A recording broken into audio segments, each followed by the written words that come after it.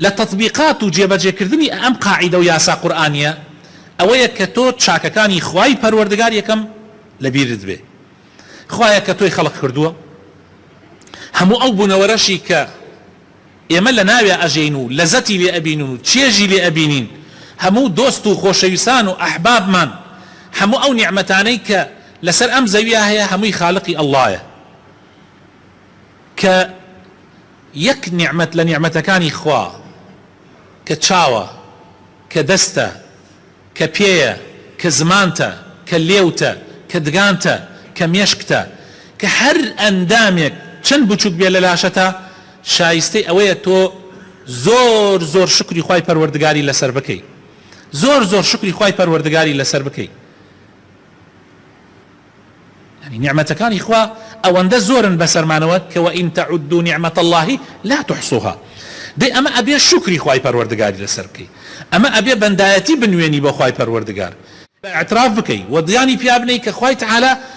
پەروەردگارتە خەلقتی کردووە لە نەبوون و هێنا و تێتێبوون وبردوام زمانت الحمدلله پاراو بێ بە ذکرەکانی خوا پاراو بێ هەوڵ بدەی لە ژیانتە منهەجی خوا پیادە بکەی بەرنامەی خوا جێبەجێ بکەی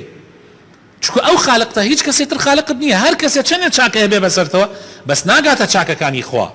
و خوش ڕازی نابێت جگە لە ئەو بپەرستی هەروەها خۆشەویستەکانم فەزڵی پێغەمبەر صلی الله عليه وسلم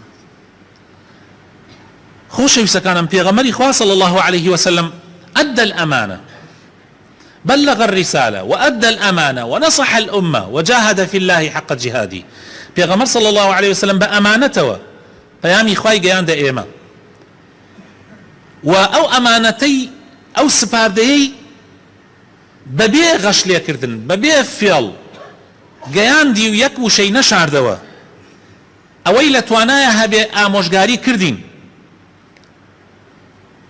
و پەیامەکانی پێغەمبەری خوا صلی الله عليه وسلم لەناومانە ئەگەر چی جەستەی نەماوە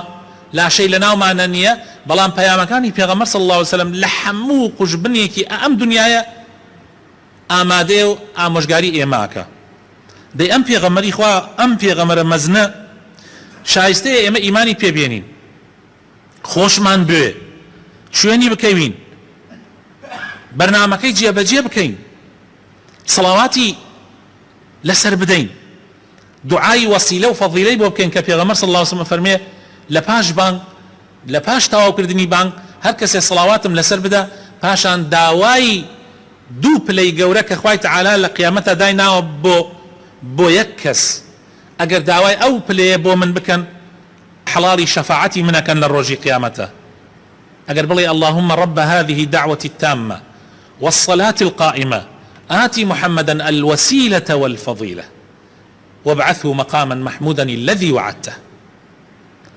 اگر اما بڵێ حەڵاڵی شەفاعەتی پێغەمبەرەکەی صلی الله عليه وسلم دەی حەقی خۆیەتی ئەگەر پێغەمبەر شەفاعەتیشمان بۆ نەکا ئەگەر ئەو وعدەشی پێ نەداین حەقی خۆیەتی ئەوەندەی بۆ کردین ئێمە بەردەوام وەفامان هەبێ بەرامبەر بە چاکەکانی پێغەمبەر صلی الله عليه وسلم